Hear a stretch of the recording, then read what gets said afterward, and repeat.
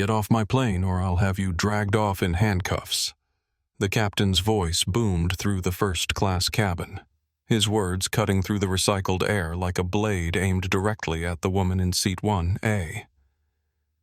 Aaliyah Monroe didn't scream, didn't fight, didn't beg. She simply adjusted her charcoal hoodie, looked Captain Bradley Chen dead in the eye, and whispered 3 words that would cost his airline $4 billion. "You'll regret this." They laughed as police hauled her away like a common criminal, thinking she was just another uppity passenger who didn't know her place. What they didn't know was that the woman they had just assaulted wasn't just any passenger. She was the owner of the $4 billion contract that kept their airline's heart beating, and she was about to flatline it. The recycled air inside Monarch Airlines Flight 447 carried the familiar cocktail of stale coffee industrial cleaner and the faint metallic tang that reminded passengers they were sealed inside a pressurized metal tube hurtling through space. For most people, it was just another flight, another few hours of cramped discomfort to endure. For Aaliyah Monroe, it usually meant progress, deals, closing empires, expanding. Today, however, it just smelled like exhaustion. Aaliyah stepped onto the plush navy carpet of the first-class cabin, her canvas messenger bag slung over one shoulder, the weight of 38 hours without sleep pressing down on her like a lead blanket. The merger negotiations in Singapore had been absolutely brutal, a marathon of legal maneuvering, translation headaches, and cultural navigation that would have broken lesser executives. But she had done it. Monroe Global Systems now controlled the shipping routes for the entire Pacific Rim, a victory that would add 10 zeros to her company's valuation and cement her position as one of the most powerful logistics leaders in the world. Right now, though, all Aaliyah wanted was a glass of sparkling water, a decent pillow, and 6 uninterrupted hours of sleep before touchdown in London. She was dressed for comfort, not conquest. The charcoal gray hoodie she wore was oversized and soft paired with black leggings that had seen better days, and sneakers that bore the scuffs of someone who spent more time running between terminals than sitting in boardrooms. Her dark hair was pulled back in what could charitably be called a messy bun secured with whatever elastic she'd found in her bag that morning. No makeup, no jewelry except for the cheap plastic runner's watch on her wrist that looked like something a college student might wear to track morning jogs. To the casual observer glancing at her as she made her way down the aisle, she looked exactly like that a college student heading home for winter break. Maybe an exhausted graduate student returning from a research trip, or perhaps a young mother who had dressed for comfort on a long international flight. She certainly didn't look like the CEO of a Fortune 500 company. And she definitely didn't look like someone who held the power to ground every plane in Monarch Airlines' fleet with a single phone call. But that was exactly who she was. Seat 1A beckoned like a sanctuary. Window seat bulkhead position, maximum privacy, and enough legroom to stretch out properly for the first time in what felt like weeks. She had paid nearly $12,000 for that seat, a last-minute booking that most people would consider obscene. Aaliyah didn't care about the money. What she cared about was the rest. The silence, the blessed opportunity to close her eyes and let her mind stop racing for just a few hours. As she moved to slide her messenger bag into the overhead compartment, muscle memory from thousands of flights guiding her movements, she allowed herself a moment of satisfaction. The Singapore deal had been her white whale, the kind of acquisition that industry analysts said was impossible. Too many moving parts, too many cultural barriers, too much money at stake. But she had pulled it off, and in doing so, she had positioned Monroe Global as the undisputed king of Asian-Pacific logistics. The irony wasn't lost on her that the very airline she was flying had become dependent on her company's technology over the past 18 months.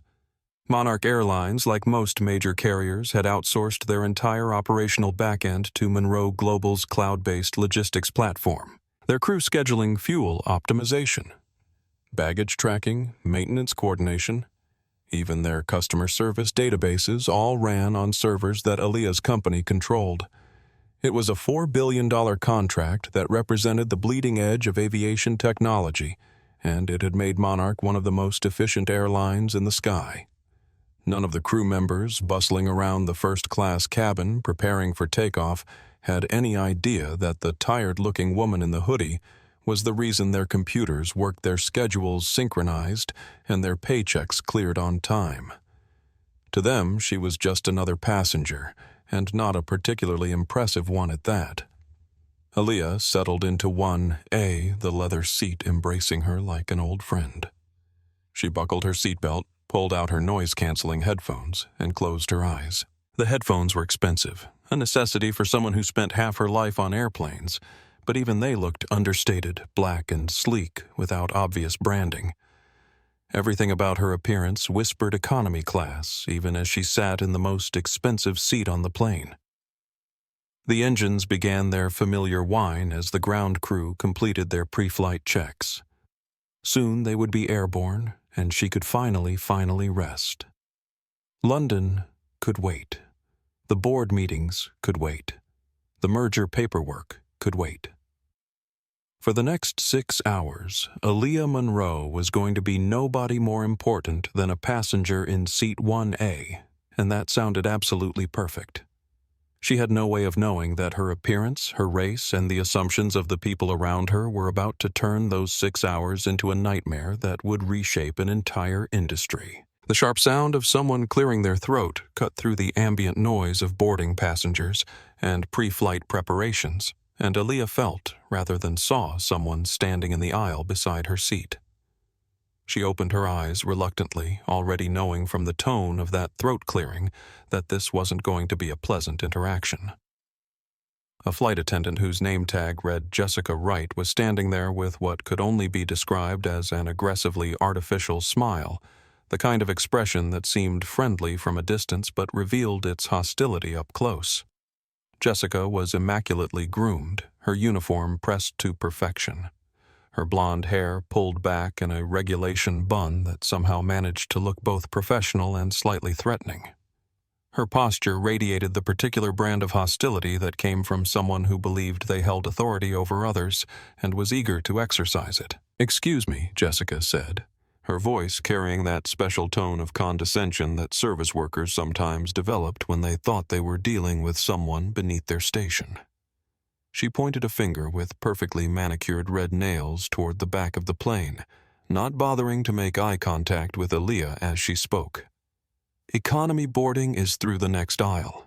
You're blocking the flow for our first-class passengers, so I need you to keep moving." Aaliyah blinked slowly, her brain still foggy from exhaustion, but sharp enough to recognize the assumption being made. She had been flying first class for over a decade, had probably spent more money on airline tickets than Jessica made in salary, but she wasn't entirely surprised by the reaction.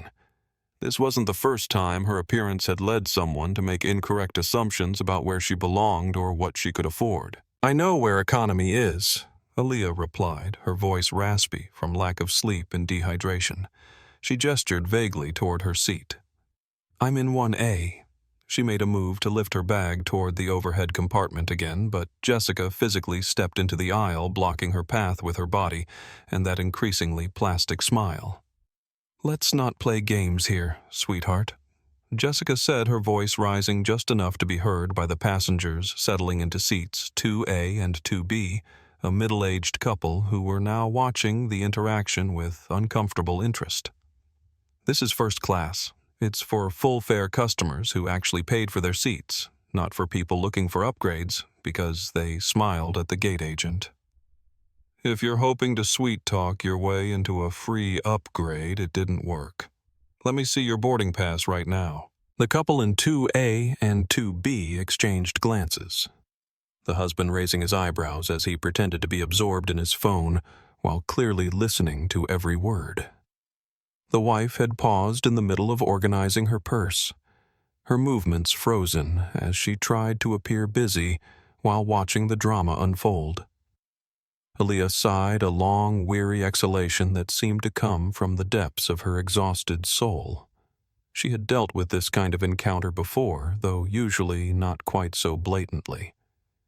There was a playbook for these situations. Stay calm, be polite, prove your legitimacy, and try to move on with your life. Fighting would only make things worse, and she was far too tired for a confrontation that would accomplish nothing except making her more exhausted. She reached into the front pocket of her hoodie and pulled out the slightly crumpled boarding pass, handing it over without comment. Jessica snatched it from her fingers with an expression of barely concealed eagerness, as if she expected to find evidence of some elaborate fraud scheme. Her eyes scanned the boarding pass, and Aaliyah watched as Jessica's expression shifted from triumphant expectation to confusion, then to visible frustration. The pass clearly read Monroe Aaliyah in the passenger name field, Seat 1A in bold letters, and Priority 1 in the boarding designation section. There was no mistake, no evidence of tampering, no reason to challenge the legitimacy of the ticket. There must be some kind of system error. Jessica muttered more to herself than to Aaliyah, as if she couldn't quite process the cognitive dissonance between her assumptions and the reality of the legitimate boarding pass in her hands. She handed the pass back with 2 fingers as if the paper itself might be contaminated with something unpleasant. "Fine," she said finally, her tone making it clear that this concession was being granted under extreme protest. "But that bag cannot go up there." She pointed at the overhead bin that Aaliyah had been trying to access. "That compartment is reserved for standard luggage, not gym bags or whatever that thing is. You'll need to put it under the seat in front of you." Aaliyah looked at her messenger bag, a canvas and leather affair that had served her well through countless business trips. It was practical rather than flashy, built for durability rather than appearance, but it was far from a gym bag. She had paid more for this bag than Jessica probably made in a week. But again, appearance seemed to be driving assumptions. "It fits in the overhead compartment," Aaliyah said calmly, her voice level despite the growing irritation she felt.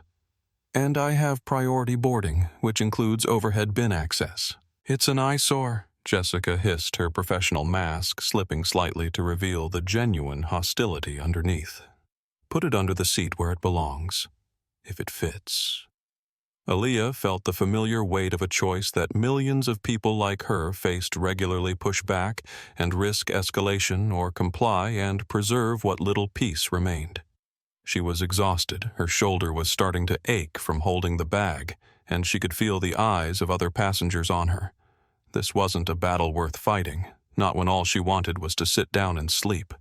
She crouched down and shoved the bag under the seat in front of her, which was particularly difficult given the bulkhead configuration that left limited space. The position immediately cramped her long legs, robbing her of the legroom she had specifically paid for, but she managed to wedge it into place. She sat down heavily, buckled her seatbelt, and closed her eyes, putting on her noise-canceling headphones in what she hoped would be a clear signal that the interaction was over. For a moment, the cabin returned to its normal pre-flight rhythm. Passengers continued boarding overhead, bins slammed shut. Flight attendants went through their safety preparations. Aaliyah allowed herself to believe that the ordeal was behind her, that she could finally get the rest she desperately needed. She was wrong. 5 minutes later, a heavy thud against Aaliyah's shoulder jolted her back to consciousness, and she heard a voice that dripped with entitlement and barely contained irritation. "You're in my spot." Aaliyah slid her headphones down around her neck and looked up to find herself face to face with a man who appeared to have been manufactured in some exclusive factory that specialized in producing entitled executives. He was tall and imposing, wearing a bespoke navy suit that probably cost more than most people's cars, with slicked-back blonde hair and a jawline that was currently clenched with the kind of irritation that came from someone who was accustomed to getting his way without question. Behind him stood Jessica Wright, and her entire demeanor had transformed completely. The hostility that she had directed at Aaliyah was gone, replaced by an almost obsequious, apologetic tone that made it clear she viewed this man as someone worthy of respect and consideration. "Excuse me," Aaliyah asked, though she had heard him perfectly clearly. "I said you're in my spot," the man repeated, not bothering to look directly at her as he spoke. Instead, he looked at Jessica as if Aaliyah were merely an obstacle to be cleared rather than a person to be addressed. Jessica, why is there a person in 1A? You know I always book 1A and 1B together. I need the space for my equipment and my comfort. He gestured toward a large, hard-shell case that was clearly designed for a musical instrument, along with 2 expensive-looking garment bags that he had unceremoniously dumped on seat 1B. The case was substantial enough that it would definitely require extra space, and it became clear that this man was accustomed to purchasing 2 first-class seats so he could travel with his belongings spread out around him like a personal kingdom. Mr. Blackwell. I am so terribly sorry, Jessica cooed, her voice transforming from the sharp, dismissive tone she had used with Aaliyah to something that sounded like warm honey. There was apparently some kind of mix-up at the gate. This passenger claims she has a legitimate ticket for 1A, but obviously there's been some kind of error in the system. Aaliyah stiffened as recognition dawned on her. Trevor Blackwell. She knew that name had seen his face on financial news networks and in the business pages of newspapers. He was a hedge fund manager, though calling him successful would be generous. His firm, Blackwell Capital Management, had been hemorrhaging money for the past 18 months, and there were rumors in industry circles that several major clients were preparing to pull their investments. He was the kind of person who appeared on television to make bold predictions about market movements that were wrong more often than they were right, but who somehow maintained his reputation through sheer arrogance and networking connections. I don't care what she claims to have, Trevor said, finally deigning to look down at Aaliyah with an expression of pure disgust. Look at her. She looks like she crawled out of a dumpster behind a college dormitory. Does she even have shoes on? God, the smell. Aaliyah was wearing clean sneakers that showed some wear but were far from falling apart. She smelled like the expensive hotel soap from her Singapore hotel, with perhaps a faint trace of airplane cabin air that everyone acquired after a long flight. But Trevor wasn't reacting to any actual odors or appearance issues. He was reacting to his own prejudices, his own assumptions about who belonged in first class and who didn't, and he was projecting those assumptions onto reality with the confidence of someone who had never been challenged on his biases. The couple in seats 2A and 2B were now openly staring, no longer pretending to be occupied with their own preparations. The husband had his phone out and appeared to be recording, while the wife watched with the kind of fascination that people had for car accidents and other disasters. Ma'am, Jessica said, tapping Aaliyah on the shoulder hard enough to ensure her attention. Mr. Blackwell is a Diamond Medallion member with Monarch Airlines. He books these 2 seats specifically for his comfort and his instrument. We really do need you to move to another seat so we can accommodate his needs. I have a confirmed ticket, Aaliyah said, her voice hardening as the sleepiness began to fade, replaced by a cold, sharp clarity that came from years of dealing with people who thought they could push her around. I paid full fare for this seat. I am not moving. Trevor laughed, a barking sound devoid of any actual humor. You paid with what food stamps government assistance. A few other passengers in the first-class cabin chuckled nervously at his comment, uncomfortable with the cruelty but unwilling to intervene. Others looked away, the kind of people who preferred to mind their own business even when they were witnessing something that made them uncomfortable. I paid with an American Express Centurion card, Aaliyah said, her voice low and controlled each word chosen carefully. Now, if you'll excuse me, I'm going back to sleep. She put her headphones back on a clear signal that she considered the conversation over and wasn't interested in further debate. She closed her eyes and leaned back in her seat, every line of her body language communicating that she was done engaging with people who were determined to be unreasonable. Trevor's face turned red, the kind of deep crimson that suggested his blood pressure was spiking dangerously. He turned to Jessica with the expression of someone who was accustomed to having his problems solved by other people, regardless of the cost to anyone else. Get the captain, he demanded, his voice rising enough to be heard throughout the first-class cabin. I am not flying with this disruption sitting next to me. This is a security risk. Look at her behavior. Look at how she's dressed. She's probably on drugs or having some kind of mental health episode. I refuse to be put at risk because your airline can't properly screen its passengers." Jessica nodded vigorously, her loyalty clearly aligned with the person she perceived as having more power and influence. "Right away, Mr. Blackwell. I won't let your flight experience be ruined by this situation." She marched toward the cockpit with the determination of someone on a mission, her heels clicking against the airplane floor with sharp staccato strikes that sounded almost like gunshots in the increasingly tense atmosphere of the cabin. Aaliyah watched through half-closed eyes as the drama unfolded around her. The plane was fully boarded now, and the doors were about to be closed. The tension in the recycled air was becoming thicker, more electric, like the atmosphere before a thunderstorm. She knew how these situations typically played out.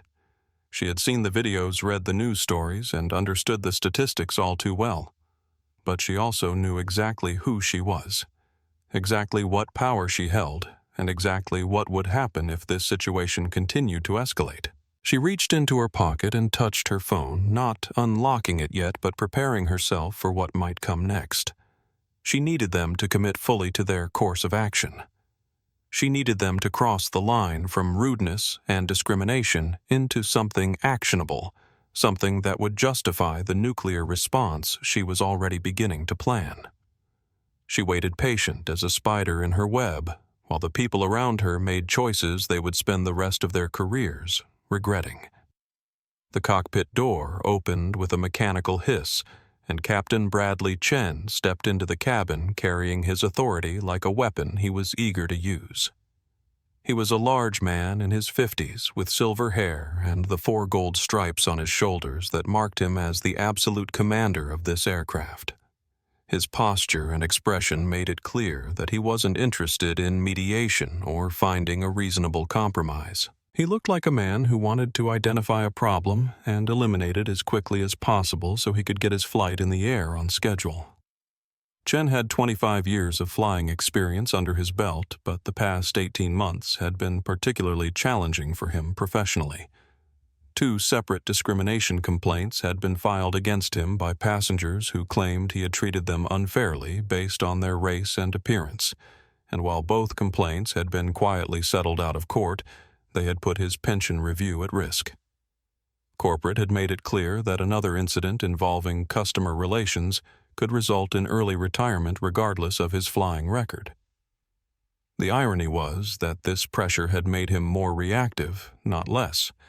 Instead of being more careful about how he treated passengers, Chen had become increasingly focused on maintaining what he saw as order and discipline on his flights. He had bought into the corporate messaging about protecting the premium experience for high-value customers, and he had developed a reputation among flight crews for being willing to remove passengers who caused what management termed disruptions to the luxury travel environment. Jessica whispered urgently in his ear as he approached seat 1A, her manicured finger pointing accusingly at Aaliyah, while she filled his head with a version of events that bore only a passing resemblance to reality. She spoke in rapid, breathless sentences about threats and aggression and disruptions, painting a picture of a dangerous passenger who was putting the safety and comfort of other travelers at risk. Trevor Blackwell stood nearby with his arms crossed, checking his expensive Rolex with the impatient expression of someone whose time was far too valuable to be wasted on such petty concerns. His body language radiated the kind of superiority that came from years of having his problems solved by other people, and his presence seemed to give Chen confidence that he was dealing with a legitimate complaint from a valued customer. Captain Chen adjusted his cap and loomed over seat 1A, his considerable bulk blocking the overhead light and casting Aaliyah in shadow. When he spoke, he didn't use the polite customer service voice that passengers typically heard from flight crews. Instead, he used the voice of command, the tone of someone addressing a subordinate who was expected to obey without question. "Ma'am," he boomed the word carrying the weight of military authority despite the technically polite address. "I need you to gather your belongings and step off this aircraft immediately." Aaliyah removed her headphones slowly, deliberately, taking her time with each movement to make it clear that she wasn't going to be rushed or intimidated. She didn't stand up, didn't make any sudden movements that could be interpreted as aggressive or threatening. Instead, she kept her hands visible, resting them calmly on her knees, and looked up at the captain with an expression of calm curiosity. Why, she asked simply. The question seemed to catch Chen off guard for a moment. He was clearly accustomed to passengers who either complied immediately with his orders or became argumentative and emotional, giving him clear justification for whatever actions he decided to take. Aaliyah's calm, measured response and simple request for information didn't fit either of those patterns, and he had to pause to formulate his answer. "We have an overbooking situation," Chen said, delivering what was obviously a lie with the confidence of someone who expected not to be questioned. "Mr. Blackwell has priority status with our airline, and we need to accommodate his luggage requirements. We have a seat available for you in row 34, a middle seat in economy, and we'll issue you a voucher for the difference in fare." It was a clumsy deception easily disproven by anyone who cared to check the flight manifest or passenger records, but Chen seemed to believe that his authority would be sufficient to make Aaliyah accept the obviously false explanation. "I don't want a voucher," Aaliyah replied, her voice steady and reasonable. "And I'm not moving my confirmed paid seat for a musical instrument. I have a legitimate ticket for this seat. Denying me boarding at this stage after I've already been seated and the boarding process is complete would be a violation of federal aviation regulations unless you can demonstrate that I pose some kind of legitimate threat to safety or security. Are you claiming that I am a threat to this aircraft, Captain Chen?" The use of his name seemed to surprise Chen, and the casual reference to federal regulations clearly irritated him. He wasn't accustomed to being quoted aviation law by passengers, especially not by passengers who didn't look like they belonged in first class. His face flushed a deep, angry red that started at his collar and spread upward across his cheeks. "You are becoming a threat by disobeying direct orders from the flight crew." Chen spat, his professionalism beginning to crack under the pressure of being challenged. "This isn't a negotiation or a debate. This is my aircraft and I have absolute authority over who flies on it. You are creating a disruption and you are upsetting our premium passengers with your behavior." She was aggressive with me when she boarded. Jessica chimed in from behind the captain, her voice carrying the tone of someone who was eager to contribute to the escalating situation. "She threatened me directly, said she was going to take me down if I didn't let her sit wherever she wanted. I felt genuinely afraid for my safety." It was a complete fabrication, easily disproven by the couple in seats 2A and 2B who had witnessed the entire interaction, but Jessica delivered the lie with the confidence of someone who expected to be believed without question. She had calculated that her word as a crew member would carry more weight than the testimony of a passenger who didn't fit the typical first-class profile. Aaliyah looked directly at Jessica, memorizing every detail of her face and her name tag. "Jessica Wright," she said quietly, filing the name away in the steel trap of her memory. "I said nothing of the sort. I simply asked to sit in the seat that I purchased with my own money. I don't have time for this back and forth." Trevor groaned dramatically, throwing his hands up in an exaggerated gesture of frustration. "Captain, either get her off this plane or I'm getting off, and if I get off, Monarch Airlines loses the entire corporate account for Blackwell Capital Management. Do the math on what that's worth to your company's bottom line." That was the trigger, the moment when this shifted from a customer service issue to a business calculation. Trevor's threat to pull his corporate account, regardless of how much it was actually worth to the airline, gave Chen the economic justification he needed to escalate the situation. It transformed Aaliyah from a paying customer with rights into an obstacle to profitability that needed to be removed. "Ma'am, this is your final warning," Chen said, leaning in close enough that Aaliyah could smell the onions from whatever he had eaten for lunch on his breath. "You can leave this aircraft voluntarily and with your dignity intact, or I will call airport security and have you forcibly removed. You will be placed on our no-fly list permanently. You will be arrested for criminal trespassing. Is that really what you want? Is this the hill you want to die on? Aaliyah looked around the first-class cabin, taking in the faces of the other passengers. Most were looking away now, uncomfortable with the confrontation, but unwilling to intervene or speak up on her behalf. The couple in 3A and 3B had their phones out and appeared to be recording, which was exactly what she had hoped would happen. She needed witnesses, needed documentation of what was about to occur. "I am not moving," Aaliyah stated clearly, her voice carrying to every corner of the cabin, despite its quiet tone. "You are discriminating against me based on my appearance and Mr. Blackwell's personal preferences. This is illegal under federal civil rights law, and I am not going to facilitate it by voluntarily giving up my rights." "That's it." Chen snapped, his patience finally exhausted completely. He turned to the gate agent who had appeared at the aircraft door, drawn by the commotion that was now impossible to ignore. "Call them. Tell airport security we have a belligerent passenger refusing to comply with crew instructions. Make it a Level 2 threat assessment. Level 2.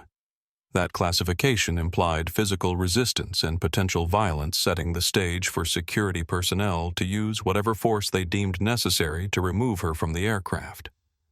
Chen was deliberately escalating the situation, creating a paper trail that would justify whatever violence was about to unfold. The cabin went silent except for the hiss of the air conditioning system and the distant sounds of ground crews preparing other aircraft for departure. For 10 agonizing minutes, they all sat in that pressurized metal tube while the machinery of institutional authority ground into motion outside.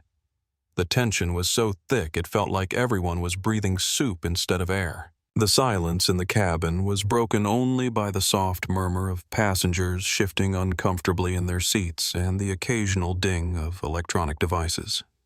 Trevor had settled into seat 1B with his cello case positioned protectively beside him, his knee bouncing against Aaliyah's leg in what appeared to be a deliberate attempt to irritate her further. He typed aggressively on his phone, occasionally glancing at her with the smug expression of someone who believed he had already won this confrontation. Jessica Wright stood near the galley area, speaking in hushed tones with other members of the flight crew, occasionally gesturing in Aaliyah's direction while building her case for why this passenger represented a genuine threat to the safety and security of everyone aboard. She was crafting a narrative weaving together small details and outright fabrications to create a story that would justify whatever was about to happen. "I'm telling you, she was completely hostile from the moment she stepped on board," Jessica whispered to Tom, a younger flight attendant, who looked increasingly uncomfortable with the entire situation. "She got in my face, raised her voice, made threats about what she would do if we didn't let her sit wherever she wanted. I've been doing this job for 8 years, and I've never felt so intimidated by a passenger." Tom glanced nervously toward seat 1. A, where Aaliyah sat calmly with her eyes closed, her posture relaxed, her hands folded in her lap.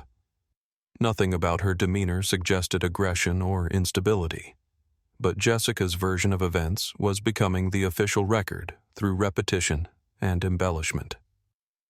In row 4C, an 8-year-old girl named Emma tugged on her mother's sleeve and whispered, "Mommy, why is that lady in trouble? She's just sitting there." Her mother, Sarah Chen, shushed her daughter quickly, glancing around nervously to make sure no one had overheard the question. "It's none of our business, sweetheart. Just read your book." But Emma's innocent observation cut through all the adult complications and exposed the fundamental absurdity of the situation. The lady wasn't doing anything wrong. She was just sitting there, quietly bothering no one, while grown-ups created a crisis around her for reasons that made no sense to a child's clear-eyed view of fairness. The sound of heavy boots on the jet bridge echoed through the cabin like thunder before a storm. Two airport security officers squeezed through the aircraft door, their tactical gear and weapons making them appear more like soldiers entering a war zone than civil servants responding to a customer service dispute. The lead officer, whose name tag read Rodriguez, looked to be in his 30s with the kind of bulk that suggested he spent serious time in the gym, and the kind of attitude that suggested he enjoyed opportunities to use his physical advantages. "Where's the problem?" Rodriguez asked, without preamble, his hand resting casually on his belt near his taser and pepper spray. "Right here," Jessica replied, immediately pointing at Aaliyah like she was identifying a dangerous animal. "Seat 1A. She's been refusing direct orders from the flight crew, making threats against airline personnel and displaying increasingly erratic behavior. We believe she may be intoxicated or under the influence of some kind of controlled substance." Rodriguez looked at Aaliyah, taking in her appearance, her race, her clothing, and the fact that she was surrounded by airline personnel who were all pointing at her as the source of the problem. He had been trained to make quick assessments in these situations, and his training told him to trust the word of airline employees and corporate customers over the protests of individual passengers, especially when those passengers didn't look like they belonged in first class. "Ma'am, I need you to stand up and come with us," Rodriguez commanded, his voice carrying the authority of someone accustomed to immediate obedience. "I haven't had a drink in 3 days, Aaliyah said calmly, opening her eyes and looking directly at the officer. "I am not intoxicated. I am not under the influence of any substances, and I have made no threats against anyone. I am a paying passenger sitting in a seat that I purchased legitimately, and I have broken no laws." "Ma'am, I don't care if you're the Queen of England," Rodriguez interrupted, already reaching for her arm before she had finished speaking. "You're trespassing on private property, and you're going to come with us now." "Don't touch me," Aaliyah said firmly, pulling her arm away from his grasp. "I have a right to be here." Resisting, Rodriguez shouted loud enough for everyone in first class to hear clearly. What happened next unfolded with the terrible inevitability of a car crash in slow motion. Rodriguez grabbed Aaliyah's upper arm with enough force to leave bruises, yanking her out of the seat so violently that her hip slammed against the armrest with an audible impact. Her canvas messenger bag tumbled to the floor, spilling papers, her tablet, and personal belongings across the narrow aisle. "My bag," Aaliyah cried out instinctively, reaching toward her scattered belongings. "Leave it!" Captain Chen shouted from somewhere behind the chaos. "Just get her off my aircraft." Rodriguez twisted Aaliyah's arm behind her back, forcing her head down in a restraint position that sent white-hot pain shooting through her shoulder. The technique was designed for dangerous criminals resisting arrest, not for removing seated passengers from airplanes, but Rodriguez applied it with the enthusiasm of someone who enjoyed demonstrating his physical authority. They marched her down the narrow aisle of the first-class cabin like she was a convicted felon being led to execution. Every passenger had a clear view of the spectacle, some recording with their phones, others looking away in embarrassment or discomfort. The walk of shame was deliberately public, designed to humiliate and intimidate not just Aaliyah, but any other passengers who might consider challenging airline authority in the future. "You people always think you own the place," Trevor sneered as she was dragged past his seat, his voice carrying clearly in the now silent cabin. He deliberately kicked her scattered belongings out of his way, sending her tablet skittering across the floor. "Have fun in jail where you belong." Aaliyah didn't struggle against the restraints, didn't give them any excuse to escalate the violence further. She had been in enough high-stakes negotiations to understand that sometimes the smartest strategy was to let your opponents overplay their hand while you gathered ammunition for your counterattack. She let them drag her, let them humiliate her, let them create a spectacle that was being recorded by multiple passengers and would soon be uploaded to social media platforms around the world.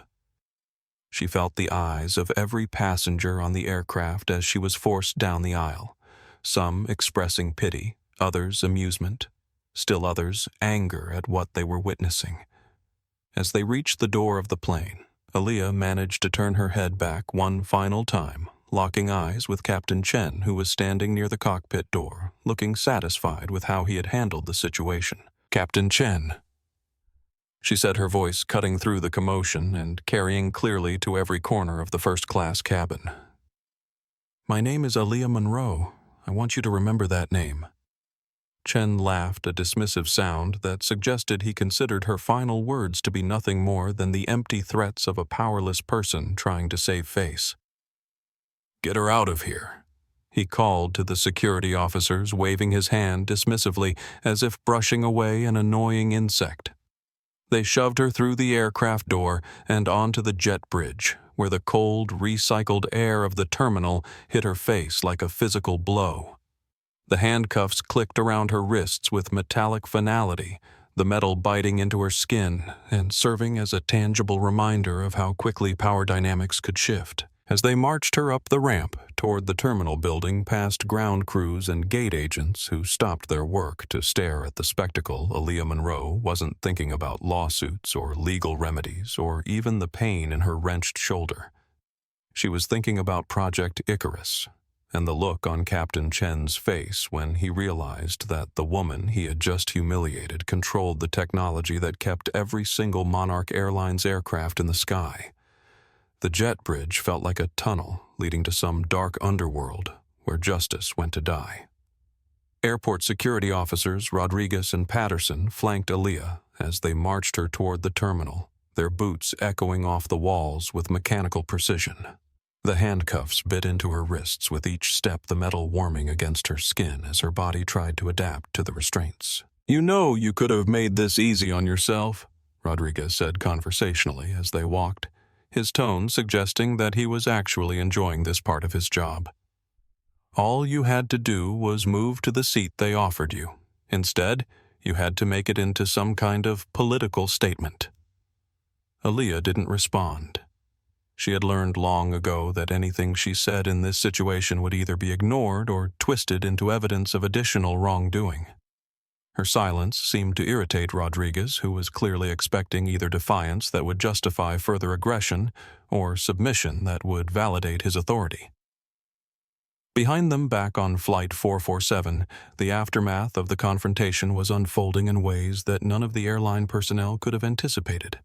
The passengers in seats 3A and 3B, Leo and Emma Santos, were young social media influencers who had recorded the entire incident on their phones. They weren't major celebrities, but they had a modest following of about 50,000 subscribers who trusted their content about travel, social justice, and authentic experiences. Emma was already editing the footage as the plane prepared for takeoff, her fingers flying over her phone screen as she cut together the most impactful moments: Jessica's condescending tone, Trevor's cruel comments, Captain Chen's authoritarian demands, and Rodriguez's unnecessary violence. She wrote a caption that was simple but devastating. "Monarch Airlines assaults, peaceful CEO for Cello space. This is what flying while black looks like. Hashtag boycott. Monarch. Hashtag flying while black. Hashtag justice for Aaliyah." At 2:15 p.m., when the video first went live on TikTok and Instagram, it had 400 views. By 2:30 p.m., it had 15,000 views and was being shared across multiple platforms. At 2:45 p.m., a prominent civil rights activist with 3 million followers retweeted it with the comment, "This is exactly why we still need to fight. Watch this woman's dignity in the face of institutional cruelty." The algorithm woke up. The internet, like a sleeping dragon that had suddenly caught the scent of blood in the water, opened its eyes and turned its attention toward Monarch Airlines Flight 447. Inside the airport security office, Sergeant Kowalski was having what he would later describe as the worst shift of his 20-year career. The holding area at Terminal 4 was usually quiet at this time of day, populated by the occasional drunk traveler or passenger who had forgotten about prohibited items in their luggage.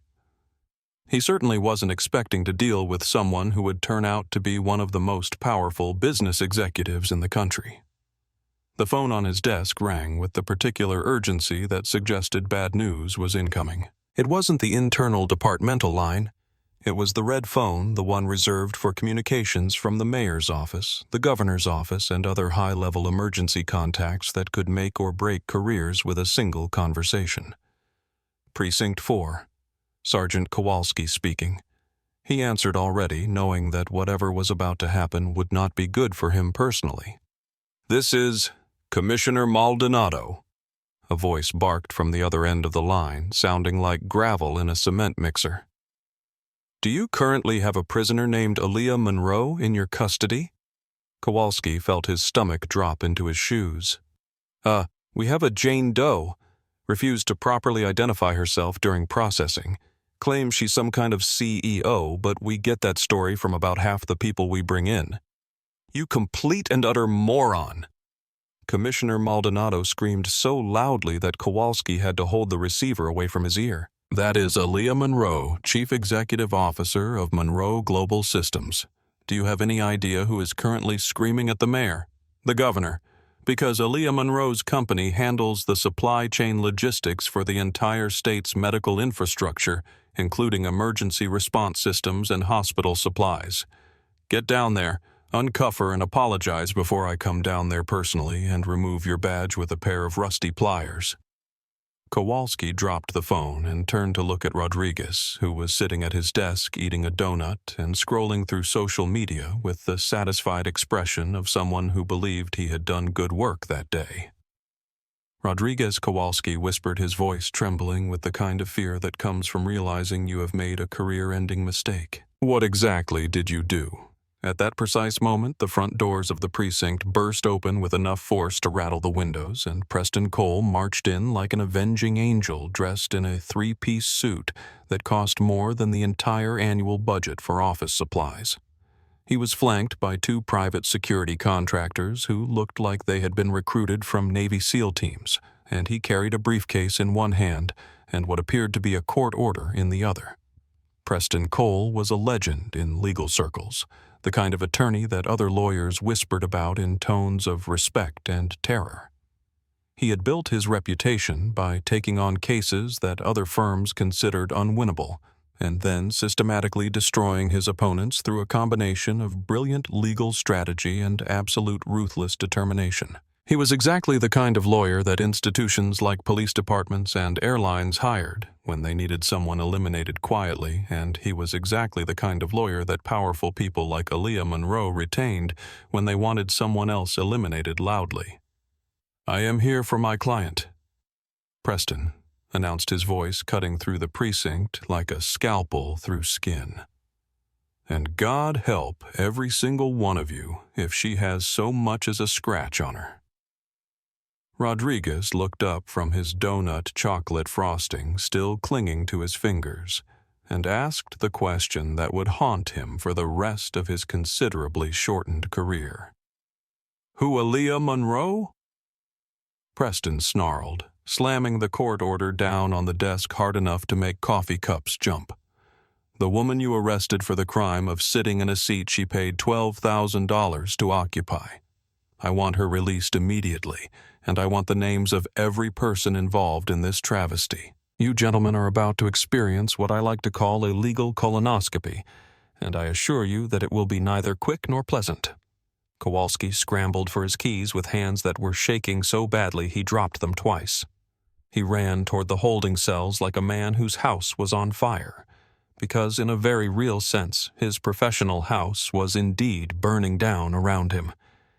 He threw open the door to cell number 2, where Aaliyah Monroe sat on the metal bench with perfect posture, her expression unreadable, looking like someone who was patiently waiting for a business meeting to begin, rather than someone who had just been subjected to arrest and detention. Ms. Monroe Kowalski stammered, his voice cracking like a teenager asking someone to prom. "There's been a terrible mistake. We didn't know. We had no idea who you were." Aaliyah stood up slowly, wincing slightly as her injured shoulder protested the movement. She looked at the terrified sergeant with an expression that was neither angry nor forgiving, but something far more unsettling, completely neutral, as if she were filing away information for future use. "You didn't know I was powerful," she corrected him quietly. If I were a teacher or a nurse or a janitor, would this have been a mistake? Or would it have been standard operating procedure? Kowalski had no answer for that question because they both knew what the answer was. Preston appeared in the doorway behind the sergeant, and his expression softened slightly when he saw his client. "Aaliyah, are you injured? Get me my phone, Preston," Aaliyah said, walking past Kowalski without looking at him again. "And get me out of here. We have work to do." As they walked through the precinct toward the exit, Officer Rodriguez stood pressed against the wall, looking like he wanted to disappear completely. Aaliyah paused in front of him, and when she spoke her voice was so quiet that only he could hear her words. "You broke my shoulder, Officer Rodriguez," she said with the calm precision of someone stating a scientific fact. "I'm going to break your career. And then I'm going to break your pension. And then I'm going to break every system that taught you to treat people like me the way you did today." She walked out into the blinding afternoon sunlight where a black SUV was waiting at the curb. As she climbed into the back seat, Preston slid in beside her and handed her a tablet that was already logged into her company's secure network. "Where to?" the driver asked. "Take me to the data center in New Jersey," Aaliyah replied, her fingers already moving across the tablet screen as she accessed systems that controlled the operational heart of the aviation industry. "To the Monarch Hub." Preston looked at her with confusion. The Monarch Hub. Why, Aaliyah pulled up Contract Agreement 88 Alpha, the $4 billion lifeline that kept Monarch Airlines flying. She scrolled down to Section 14B, the termination clause that she had insisted on including during the original negotiations over the objections of Monarch's lawyers who had thought it was unnecessarily punitive. Because she set her finger hovering over the execute command that would end Monarch Airlines as a functioning business, I'm about to teach them the difference between power and authority. The holding cell at Terminal 4 was a masterpiece of institutional despair, painted in a shade of beige that seemed specifically chosen to crush the human spirit. The walls were concrete blocks that had absorbed decades of fear, anger, and desperation, and the air carried the sharp bite of industrial disinfectant that couldn't quite mask the underlying odors of human misery. A single metal bench was bolted to the wall, its surface cold enough to leach body heat through clothing, and the fluorescent lights overhead flickered with the irregular rhythm of equipment that was maintained just well enough to function, but never well enough to provide comfort. Officer Rodriguez had shoved Aaliyah through the heavy door with unnecessary force, the sound of metal slamming against concrete echoing through the small space like a gunshot. The lock engaged with a mechanical click that seemed to reverberate in her chest, a sound that represented the complete loss of freedom and dignity that came with being processed through the criminal justice machine. "Sit tight," Princess Rodriguez sneered through the small, reinforced window, his voice dripping with the satisfaction of someone who believed he had successfully put an uppity citizen in her place. "Processing takes a while around here, especially for Jane Does, who refused to cooperate with identification procedures. Could be a long night before you see a judge?" "I told you my name," Aaliyah replied calmly, settling onto the metal bench, despite the cold that immediately began seeping through her leggings. "Aaliyah Monroe. Yeah, and I'm LeBron James." Rodriguez laughed, the sound harsh and mocking. "We ran your prints through the system, but it's running slow today. Until it spits out something official, you're just another disorderly conduct waiting for arraignment." His footsteps faded down the corridor, leaving Aaliyah alone with her thoughts and the dull, throbbing pain in her shoulder where he had wrenched her arm during the arrest. She closed her eyes and focused on her breathing, using the same technique that had gotten her through hostile takeover negotiations and boardroom battles with executives who had underestimated her. Inhale for 4 counts, hold for 4, exhale for 4. It was the breathing pattern of a predator conserving energy while waiting for the perfect moment to strike. She needed her phone, but they had confiscated it along with her wallet, her belt, and anything else that could theoretically be used as a weapon or tool for self-harm. She was effectively cut off from her empire, isolated from the network of lawyers, executives, and technicians who could mobilize on her behalf. For most people in her situation, that isolation would have been terrifying. For Aaliyah Monroe, it was simply a minor inconvenience that she had planned for years in advance. She looked at the digital watch on her wrist, the only piece of technology that security had allowed her to keep, because it appeared to be nothing more than a cheap plastic runner's watch that someone might wear for morning jogs. She had deliberately chosen this particular timepiece over her usual Cartier, specifically because it looked unremarkable, like something a college student might buy at a discount electronics store. But appearances, as the people who had arrested her were about to learn, could be devastatingly deceiving.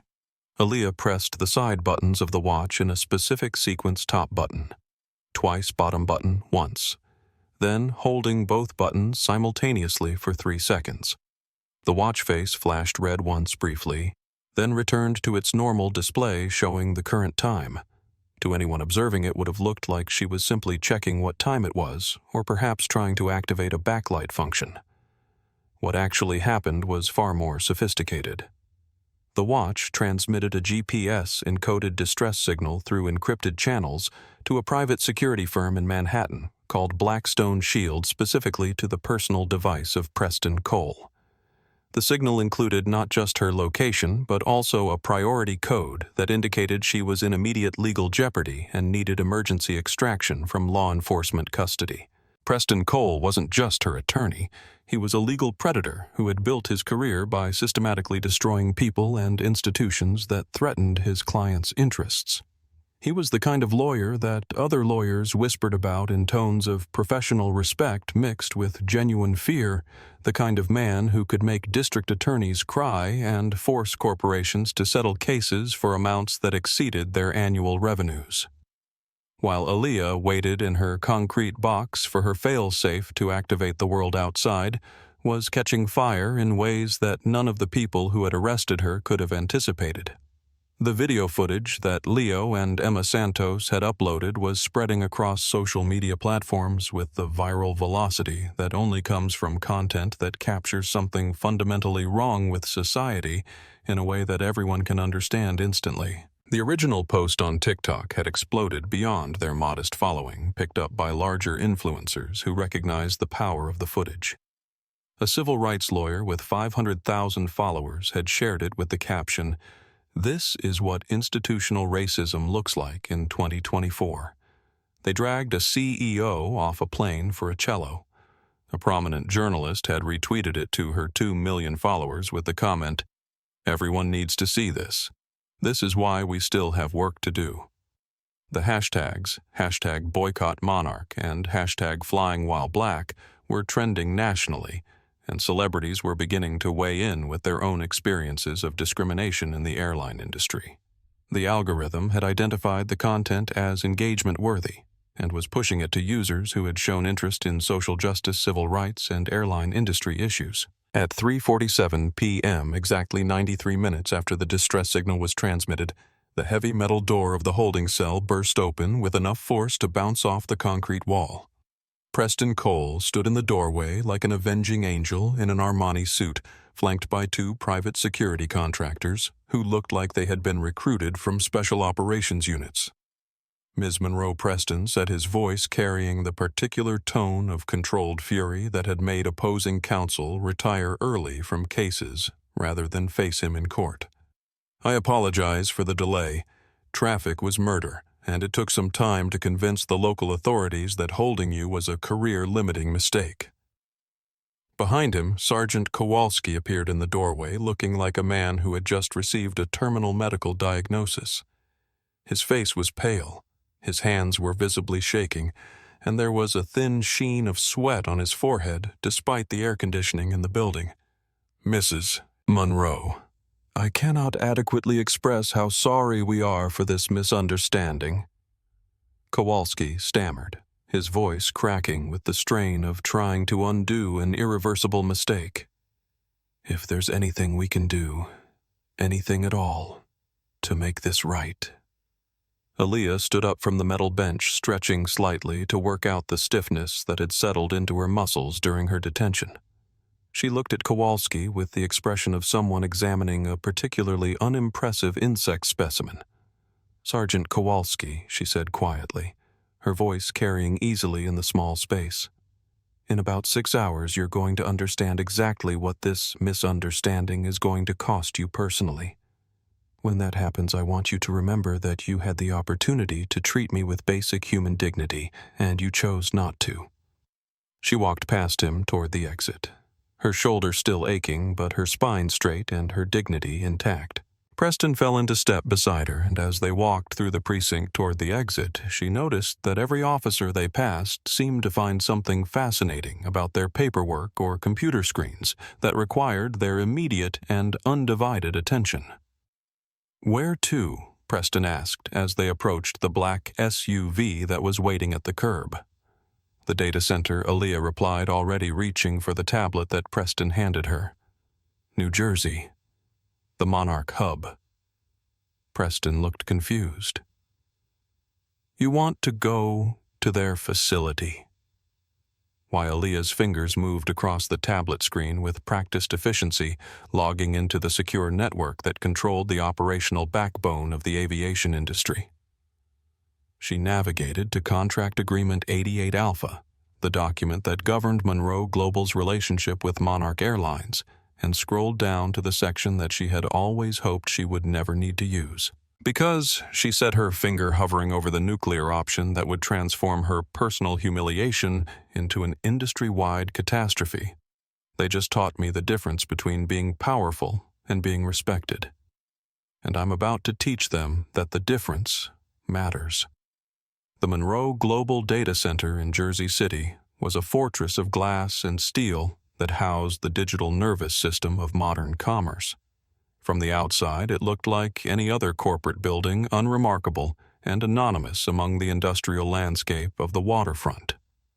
Inside, however, it contained enough computing power to run the logistics operations of half the Fortune 500, including the real-time coordination of aircraft movements, crew schedules, and passenger services for dozens of airlines around the world. Aaliyah stormed through the main entrance at 4:47 p.m., still wearing the same charcoal hoodie and leggings that had caused so much consternation on Flight 447, her hair still pulled back in the same messy bun that had convinced airport security she was just another troublesome passenger. But now the staff who saw her could also see the dark bruises forming on her wrists where the handcuffs had bitten into her skin, and the careful way she held her left shoulder that indicated injury from the rough handling she had received. The command center occupied the entire third floor of the building, a space that looked like something from a science fiction movie with its wall-to-wall monitors, rows of workstations, and the soft hum of servers processing billions of data points in real time. 27 analysts and engineers were on duty, their attention focused on the green lines and scrolling numbers that represented the smooth flow of global commerce. When Aaliyah entered the room, conversation stopped mid-sentence, and heads turned with the kind of attention that comes from seeing someone in authority who has clearly been through an ordeal. These people had worked for her for years, had seen her handle crisis after crisis with calm professionalism, but they had never seen her looking like she had just been released from police custody. "Ma'am," said Timothy Chen, her chief technology officer, rising from his workstation with an expression of concern and barely controlled anger. "We saw the news coverage. The video is trending at #1 worldwide. Are you all right? Do you need medical attention?" "I'm fine, Tim," Aaliyah lied. Though the pain in her shoulder was becoming more intense and the adrenaline that had sustained her through the arrest and detention was beginning to fade, she shoved the discomfort into a mental compartment and locked it away, the same way she had learned to compartmentalize fatigue during 48-hour merger negotiations. Status report on the Monarch integration, she commanded, her voice carrying the authority of someone who was accustomed to having complex information delivered efficiently and completely. Tim turned to his computer and pulled up a dashboard that displayed the intricate web of connections between Monroe Global's systems and Monarch Airlines operations. The display showed green lights across the board indicating healthy connections and smooth data flow between their servers and every aspect of Monarch's business. We are at 98% full integration. Tim reported, his voice taking on the precise tone that technical people used when discussing mission-critical systems. The final migration of their legacy customer service database was completed at 3:15 a.m. this morning. They are now running entirely on our cloud architecture for crew scheduling, fuel optimization, baggage tracking, maintenance coordination, and passenger services. Their old legacy systems have been completely decommissioned and are no longer operational. Aaliyah nodded, absorbing the information that confirmed what she had already known. Monarch Airlines had become completely dependent on Monroe Global's technology infrastructure, trusting their entire operational capability to the systems that her company controlled. It was the kind of total dependence that most companies tried to avoid, but Monarch had been lured by the cost savings and efficiency improvements that came with outsourcing their entire technology backbone. "Is the termination protocol active?" she asked, though she already knew the answer. Tim's expression grew uneasy. "Yes, technically. Clause 14(b) of the contract allows for immediate service termination in cases of ethical violations or reputational damage to Monroe Global. But ma'am, if we execute that protocol, Monarch goes completely dark. We're talking about total operational paralysis. They won't be able to print a boarding pass, let alone coordinate flight crews or track aircraft positions. It's a nuclear option." "They assaulted me," Tim Aaliyah said quietly, her voice carrying to every corner of the command center as conversations stopped and 27 pairs of eyes focused on her words. "They dragged me off a plane that I had paid to be on. They handcuffed me and threw me in a cell like a common criminal. And they did it because they looked at me and decided that I was nobody important, that I was trash that could be discarded without consequence." She walked to the main terminal where a massive display showed a real-time map of the world with thousands of blue dots representing Monarch Airlines flights currently in the air or preparing for departure. Each dot represented hundreds of passengers, thousands of dollars in revenue, and the complex coordination of crews, equipment, and ground services that kept the airline industry functioning. "They care about money." Aaliyah continued, her voice steady, but carrying an undercurrent of controlled fury that made everyone in the room understand that they were witnessing a moment of historical significance. "They care about status symbols and diamond medallion frequent flyer programs, and making sure that people like Trevor Blackwell get extra legroom for their musical instruments. They think that power comes from uniforms and badges and the ability to humiliate people who can't fight back." She turned to Preston, who had been quietly coordinating with his legal team via phone and secure messaging. "Preston, send formal notification of contract breach to Monarch's General Counsel. Cite gross violation of ethical conduct standards, physical assault of the vendor's chief executive officer, and irreparable damage to Monroe Global's reputation and corporate image." "Sent." Preston replied, lowering his phone with the satisfied expression of someone who had just fired the opening shot in what would become a very expensive war. Their legal department is going to have about 15 minutes to comprehend what's happening before their entire world collapses around them. Ma'am, Tim said hesitantly. "They're going to panic when they realize what's happening. They'll try to get emergency injunctions. They'll claim that cutting off service puts passenger safety at risk. They'll probably try to argue that this is extortion or some kind of illegal business practice." "Let them try," Aaliyah replied, turning back to the world map display, where thousands of blue lights represented the global reach of an airline that was about to learn a very expensive lesson about the consequences of institutional arrogance. By the time any judge reads their emergency brief, their stock will be trading for pennies on the dollar, and their passengers will be stranded in airports around the world. She looked at Tim, and he saw in her expression the same cold calculation that had made her one of the most feared negotiators in corporate America. "Tim, I want you to shut it down, all of it. Every connection, every data feed, every service that Monroe Global provides to Monarch Airlines. I want them to go from a functioning airline to a company that can't print a baggage tag in the space of 60 seconds. Tim hesitated for exactly 3 seconds, his fingers poised over the keyboard as he considered the magnitude of what she was asking him to do. Then he remembered the video footage he had watched of this woman being dragged off an airplane by security officers. The bruises on her wrists, the careful way she held her shoulder, and the fact that she had trusted him with her daughter's cancer treatment when his insurance company had tried to deny coverage. Initiating Protocol Icarus. Tim announced to the room, his voice carrying clearly over the hum of the servers. Authorization code. Aaliyah leaned over the keyboard and typed with deliberate precision, "Dignity.restored." "Execute," she said. Tim hit the enter key, and on the wall of monitors that displayed Monarch Airlines' operational status, every single green light went red simultaneously, then flickered and went dark.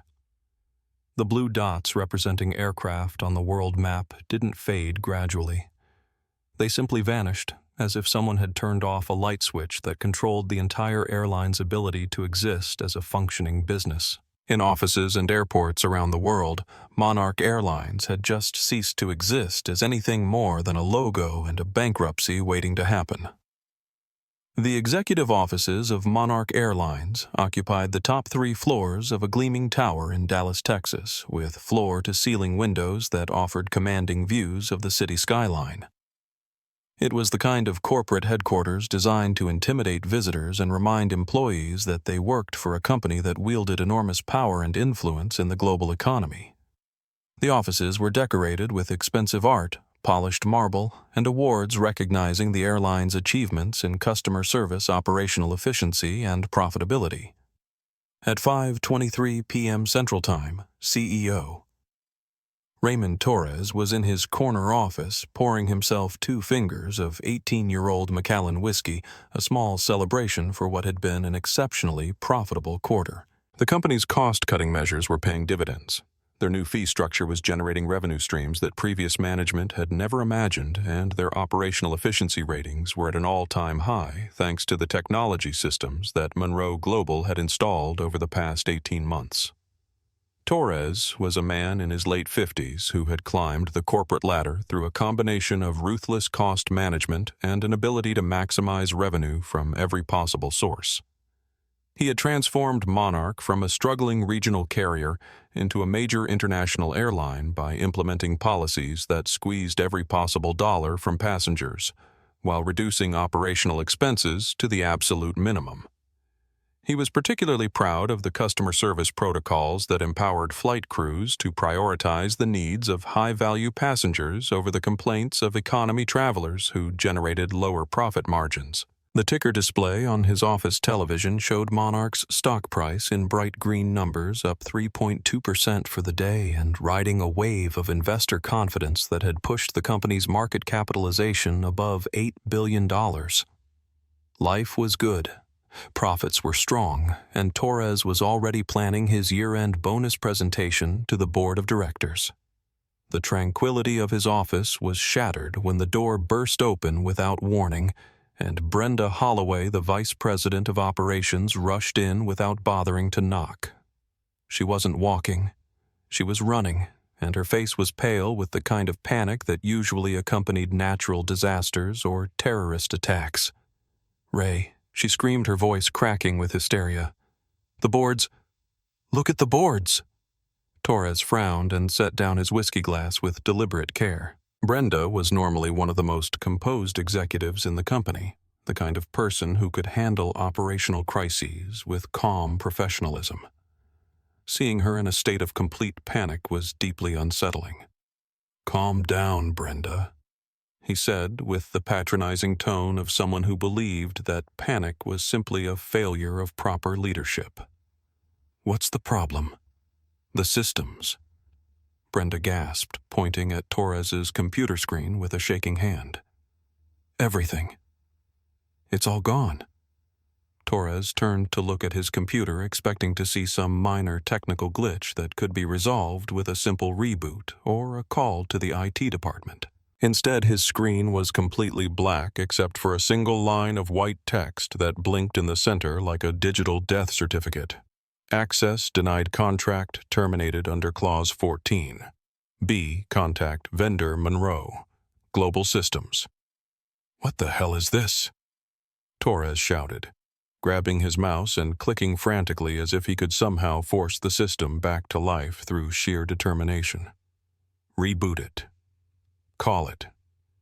"Get someone up here to fix this immediately." "We can't." Brenda cried, tears starting to form in her eyes as the magnitude of the catastrophe became clear. "It's not a technical failure, Ray. It's a lockout. The airports are calling. JFK is down. Heathrow is down. Tokyo, Frankfurt. LAX. Everything is dark. We can't check passengers in. We can't verify baggage. We can't access pilot rosters to determine crew assignments. We don't even know which planes are in the air or where they're supposed to be landing." Torres felt the blood drain from his face as the implications of what she was saying began to sink in. Modern airlines were entirely dependent on computer systems for every aspect of their operations, from booking reservations to coordinating fuel deliveries. Without those systems, Monarch Airlines was just a collection of expensive metal tubes sitting uselessly on runways around the world. "Call Aaliyah Monroe." He commanded, his voice rising to a shout as panic began to override his usual corporate composure. "Get her on the phone immediately. Offer her whatever she wants. Double the contract, triple it if necessary.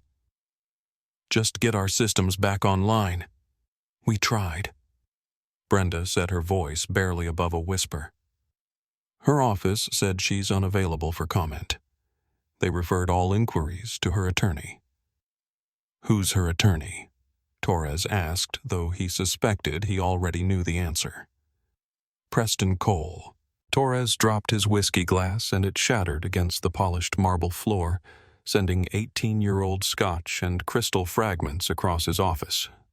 Preston Cole was legendary in corporate legal circles, the kind of lawyer that companies retained when they needed to destroy their enemies completely and permanently. He was also the kind of lawyer that smart executives hired when they planned to seek damages that would bankrupt entire industries. The phone on Torres's desk began ringing with the urgent electronic trill that indicated an emergency call from the Federal Aviation Administration. At the same time, his cell phone started buzzing, and Brenda's phone joined the cacophony as word of Monarch's total systems failure spread throughout the aviation industry. "Answer it," Torres said, weakly, gesturing toward his desk phone while he tried to process the scope of the disaster that was unfolding around him. Brenda picked up the receiver with a trembling hand. "Monarch Airlines executive offices," she managed to say. The voice on the other end was loud enough for Torres to hear clearly, and it carried the authority of federal regulatory power. "This is Administrator Sarah Chen from the FAA. We are implementing an immediate emergency grounding of all Monarch Airlines aircraft effective immediately. Without operational access to Monroe Global's safety tracking and crew coordination systems, you are no longer in compliance with federal aviation safety regulations. Every Monarch aircraft currently in the air must land at the nearest available airport and remain grounded until systems are restored." Meanwhile, 37,000 feet above the Atlantic Ocean Flight 447 was discovering what it meant to be on the wrong side of Aaliyah Monroe's revenge. The plane had been 3 hours into its journey to London when every electronic system connected to Monarch's operational network simply went dark. Captain Chen was in the middle of reviewing weather reports for their approach to Heathrow when his navigation computer screen flickered and went black. The autopilot disengaged with a warning chime, forcing him to take manual control of the aircraft. The satellite communication system that connected the plane to Monarch's operations center went silent, cutting them off from ground support and weather updates. "What the hell is happening?" Chen muttered, flipping switches and pressing buttons in an attempt to restore the failed systems. First Officer Patricia Williams looked up from her own darkened displays with an expression of growing concern. "Sir, I'm showing complete failure of all Monroe Global Connected Systems. Flight management, weather, data, ground communication, even the passenger service network. It's like the company just stopped existing." In the first-class cabin, Trevor Blackwell was discovering that his corporate influence had very definite limitations. His cell phone had briefly connected to the aircraft's Wi-Fi system, just long enough for him to receive a notification that his hedge fund's 3 largest institutional clients had terminated their investment agreements, effective immediately, pulling out over $600 million in managed assets. The notification included a brief message from the pension fund manager for the New York Teachers Union: "We do not invest with firms whose principals are featured in viral videos assaulting women on airplanes. Consider this relationship terminated." Flight attendant Jessica Wright sat in her jump seat, staring at her handheld device, which had gone completely dark when the systems failed. She was beginning to remember exactly what the woman in seat 1A had said as she was being dragged off the plane. "My name is Aaliyah Monroe. Remember that name?" The name was starting to ring bells in Jessica's memory. Vague recollections of business news stories and corporate announcements that she had half heard while preparing for flights. Aaliyah Monroe, CEO, technology, logistics, airlines. A cold knot of pure terror began forming in Jessica's stomach as she realized that the woman she had treated like a piece of trash, the woman she had lied about and helped to have arrested, might have been exactly who she said she was. And if that was true, then everyone involved in Flight 447 was about to discover what happened when you humiliated someone who held the power to ground every plane in your airline's fleet with a single command. Back in the Monroe Global Command Center, Aaliyah sat in a leather executive chair watching the chaos unfold on news networks around the world. CNN had broken into regular programming with a banner reading, "Breaking Monarch Airlines Halts Global Operations." The anchor was explaining to viewers that this appeared to be related to a massive technology systems failure, and that thousands of passengers were currently stranded in airports around the world. "We are now receiving reports." The anchor continued touching her earpiece as new information came in that this shutdown may be connected to a viral video that surfaced earlier today showing Monarch Airlines CEO Aaliyah Monroe being forcibly removed from a Monarch flight by airport security. Warning to our viewers, the footage is disturbing. They played the video that Leo and Emma Santos had recorded, showing the entire sequence from Jessica's initial condescension through Rodriguez's violent arrest. The world watched Aaliyah being dragged down the aisle while Trevor Blackwell made his cruel comments, and Captain Chen stood by with satisfaction. Aaliyah watched herself being humiliated on national television, and her expression remained completely calm as she reached for the secure phone that Preston handed her. "Ray Torres is on line 1, Preston said. "He's begging Aaliyah. Says he'll fire everyone involved, give you a private jet, double your contract rates, whatever you want." Aaliyah looked at the phone but didn't reach for it. "Let it ring," she said quietly. "I want to see how much their stock drops before market close." She stood up and walked to the window overlooking Jersey City, where the lights of Manhattan twinkled across the water like stars. "Preston, I want you to prepare 3 separate civil lawsuits, one against the Port Authority Police for excessive force and violation of civil rights, one against Monarch Airlines for discrimination, breach of contract, and intentional infliction of emotional distress, and a personal suit against Trevor Blackwell for defamation and assault." "Consider it done," Preston replied with the satisfied smile of someone who was about to make a great deal of money while pursuing justice. "What's the damage number you want me to demand?" Aaliyah thought for a moment, calculating not just the financial impact she wanted to achieve, but the cultural message she wanted to send to every airline executive, every security officer, and every entitled passenger who thought they could treat people like her as disposable. $100 million from Blackwell personally, she said.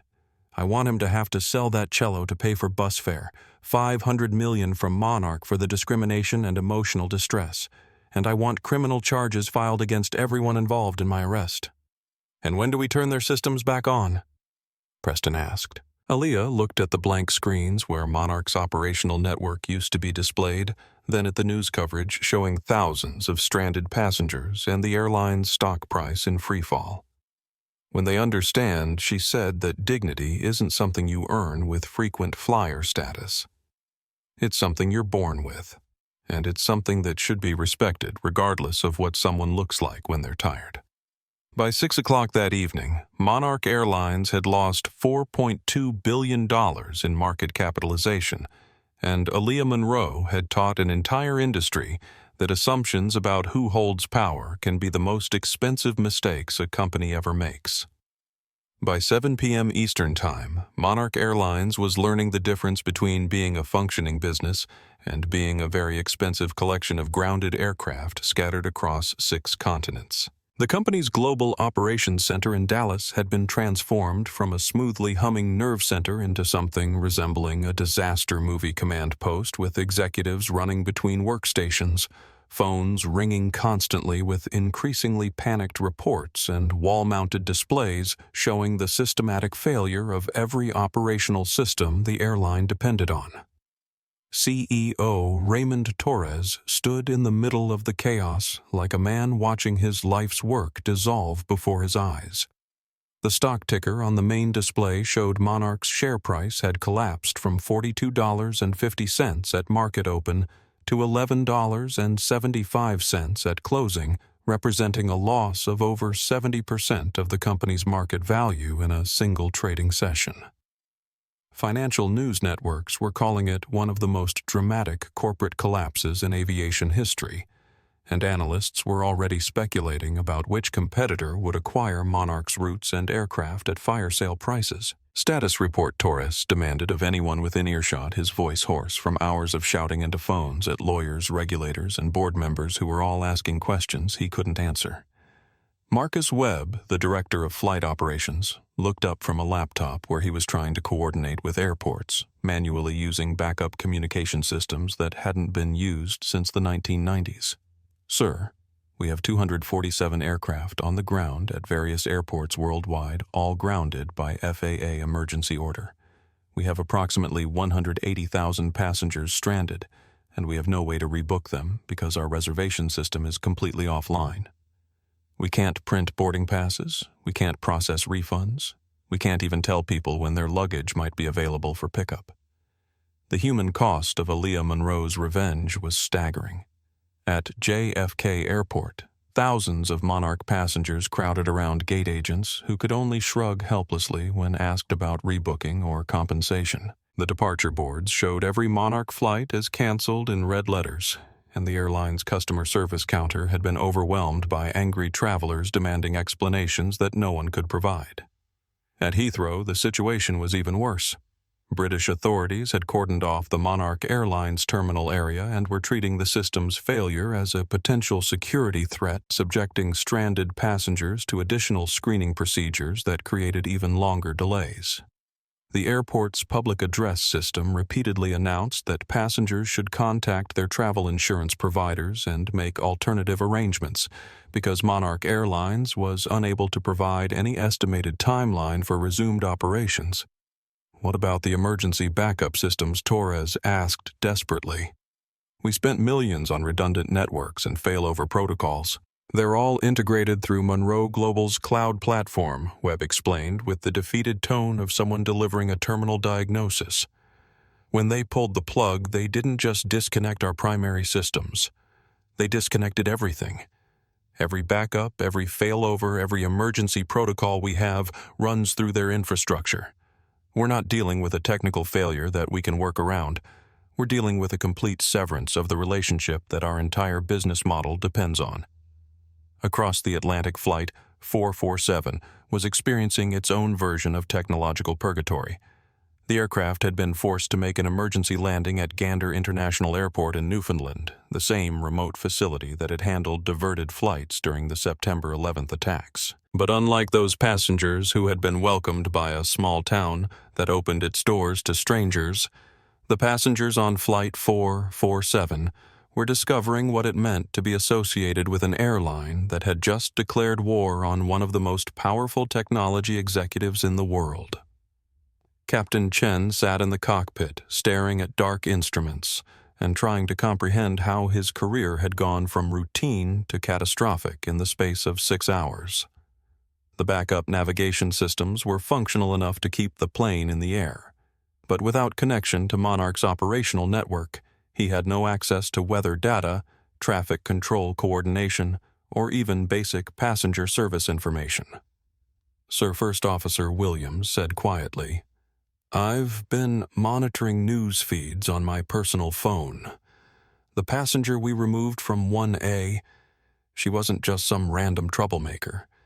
She's Aaliyah Monroe, CEO of Monroe Global Systems. The same Monroe Global that provides all our operational technology." Chen felt his blood turn to ice water in his veins. "That's impossible. She was dressed like someone who didn't belong in first-class Williams finished for him. Sir, I think we just removed the person who owns our airline's entire computer system. And now she's turned it off." In the cabin, the atmosphere had shifted from annoyed inconvenience to something approaching panic as passengers began to understand that this wasn't a routine technical delay. Trevor Blackwell, who had been so confident about his corporate influence just hours earlier, was discovering that viral videos had a way of destroying careers even faster than bad investment decisions.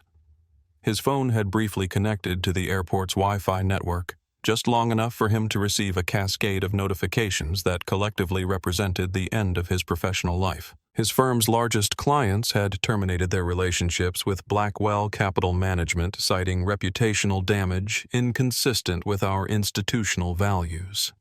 His business partners had called an emergency meeting to discuss removing him from the firm entirely. The New York Times had published an article identifying him as the hedge fund manager whose demands for extra legroom may have triggered the collapse of Monarch Airlines. Jessica Wright sat in the flight attendant jump seat with her head in her hands, finally understanding the magnitude of the mistake she had made.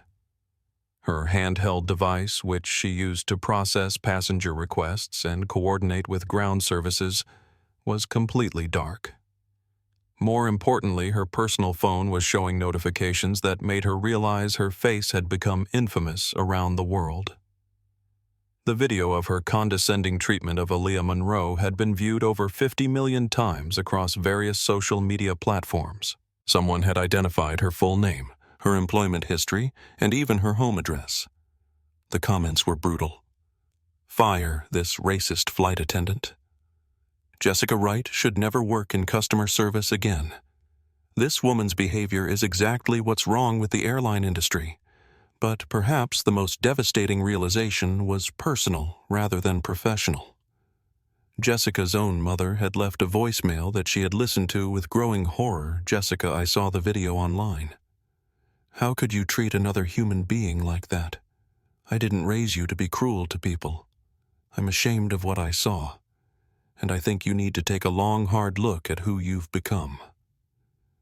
The overnight temperature at Gander Airport dropped to minus 15 degrees Fahrenheit, and with the aircraft's auxiliary power systems running on minimal capacity to conserve fuel, the cabin was becoming uncomfortably cold. Passengers wrapped themselves in the thin airline blankets and tried to stay warm while they waited for transportation to the terminal building, which was overwhelmed by multiple diverted flights from various airlines, dealing with the ripple effects of Monarch's collapse.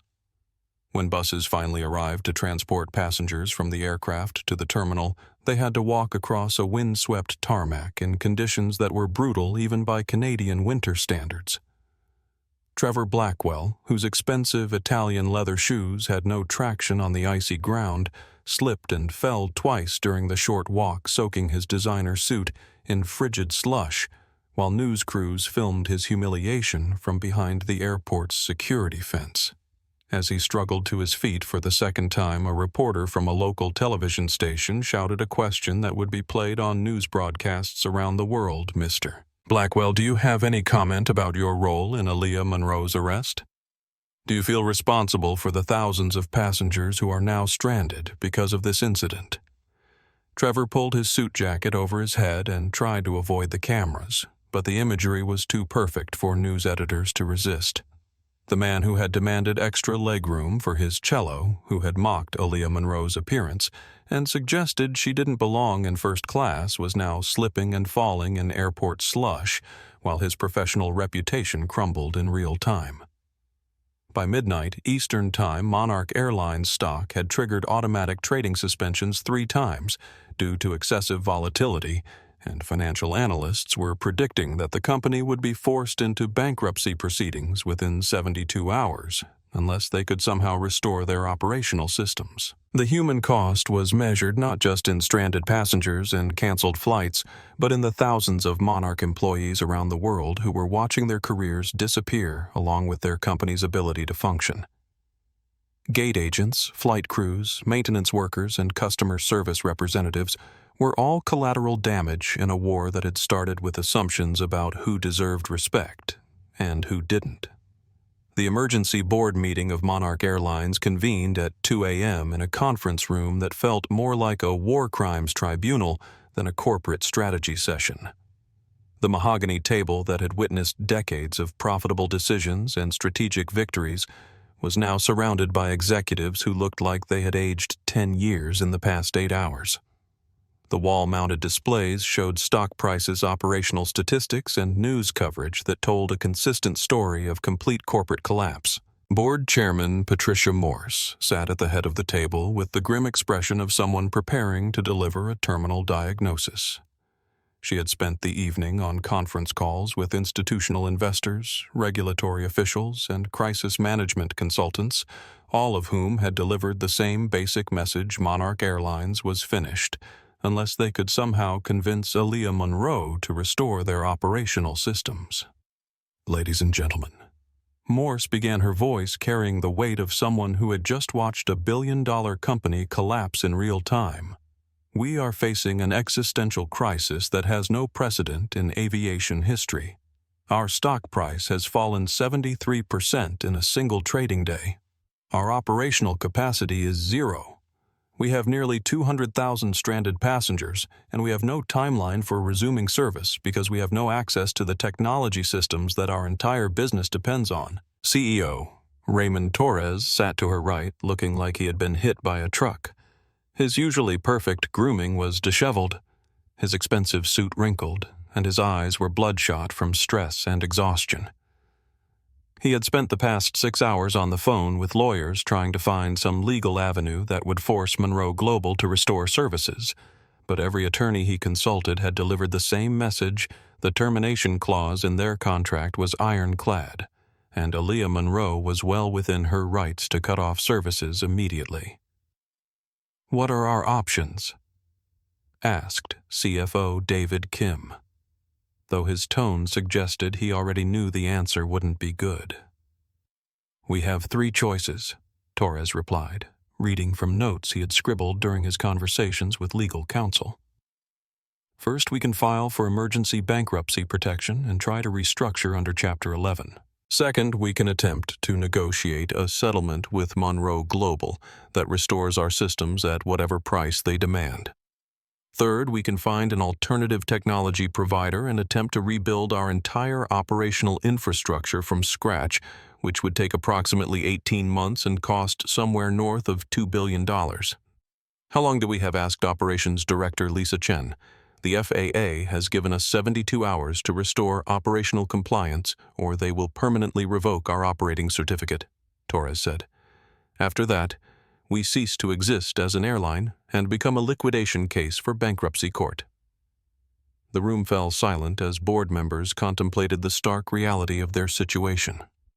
Monarch Airlines, which had been worth over $8 billion just 24 hours earlier, was now entirely at the mercy of a woman who had been dragged off one of their aircraft in handcuffs. At 2:47 a.m., Torres's secure phone line rang with an incoming call that displayed a number he recognized. Preston Cole calling on behalf of Aaliyah Monroe. "Put it on speaker," Morse instructed. Mr. Torres came, Preston's voice crisp and professional despite the late hour. "I represent Miss Aaliyah Monroe. I understand you've been trying to reach my client." Preston Torres said, his voice cracking slightly from exhaustion and desperation. "We need to talk. This situation has gotten completely out of hand. Innocent people are suffering because of a misunderstanding that spiraled out of control." "Let me stop you right there," Preston replied with the tone of someone who had heard this particular song before. "There was no misunderstanding, Raymond. Your employees looked at my client and made a series of assumptions based on her race and appearance. They treated her like a criminal for the offense of sitting in a seat she paid $12,000 to occupy. They physically assaulted her and had her arrested because a hedge fund manager wanted extra legroom for his musical instrument. We're prepared to make this right," Torres said desperately. "Full apology, termination of the employees involved, whatever financial compensation Ms. Monroe considers appropriate. Just please turn our systems back on. We have almost 200,000 passengers stranded around the world. Ms. Monroe is certainly willing to discuss restoration of services." Preston replied, his tone suggesting that such discussions would be expensive. However, the terms of engagement have changed significantly since this morning. The original contract is void due to material breach of ethical conduct clauses. Any new agreement will require substantially different terms and conditions. Torres closed his eyes, knowing that he was about to hear numbers that would make board members weep. "What are we talking about?" "The new technology services contract will be priced at triple the previous rate with a 10-year exclusivity period and a $5 billion penalty clause for early termination by Monarch Airlines. Additionally, Ms. Monroe requires the immediate termination of Captain Bradley Chen flight attendant Jessica Wright and Officer Rodriguez, along with formal letters of apology from your board of directors, acknowledging that this incident represents institutional failures in your company culture." The boardroom erupted in whispered conversations as members calculated the financial impact of Preston's demands. The new contract would cost Monarch approximately $12 billion over 10 years, effectively transforming them from an independent airline into a subsidiary of Monroe Global Systems. "Preston, those terms are impossible," Torres protested. "Our shareholders would never approve a contract that essentially hands control of our company to Monroe Global." "Then you have a choice to make," Raymond Preston replied with the calm tone of someone holding all the cards in a poker game. "You can accept these terms and continue to exist as an airline, or you can reject them and explain to your shareholders why you chose corporate pride over corporate survival. But I should mention that Ms. Monroe has already been contacted by 3 of your major competitors who are interested in acquiring Monroe Global's services to handle the passenger volume they'll absorb when Monarch declares bankruptcy. The threat was clear. If Monarch refused to accept the new terms, their competitors would benefit from both their collapsed market position and access to the superior technology systems that had made Monarch successful in the first place. We need time to consider this proposal," Board Chairman Morse interjected. "You have until 6 a.m. Eastern Time," Preston replied. "After that, Ms. Monroe will begin negotiations with Delta United and American Airlines for expanded technology partnerships. The global aviation industry is about to become more competitive, gentlemen, and you can either be part of that competition or become a cautionary tale about the consequences of institutional arrogance." The line went dead, leaving the boardroom in stunned silence. "Motion to accept the proposal," said CFO Kim after a long pause. "Seconded," said 3 board members simultaneously. The vote was unanimous, 12-0, in favor of surrender. At 5:23 a.m. Eastern Time, Raymond Torres signed the most expensive contract in aviation history, agreeing to terms that would cost his airline billions of dollars and transform Aaliyah Monroe from a vendor into their de facto technological overlord. At 5:24 a.m., Monroe Global Systems began the process of restoring operational services to Monarch Airlines. At 5:25 a.m., Captain Bradley Chen, Flight Attendant Jessica Wright, and Officer Rodriguez all received official notifications that their employment had been terminated effective immediately. At 5:26 a.m., Aaliyah Monroe proved to the world that respect isn't something you earn through frequent flyer status or corporate position. It's something you command through the power to make billion-dollar companies disappear with a single keystroke. 3 months later, the federal courthouse in Brooklyn buzzed with the particular energy that accompanies high-profile trials involving issues of civil rights and police misconduct.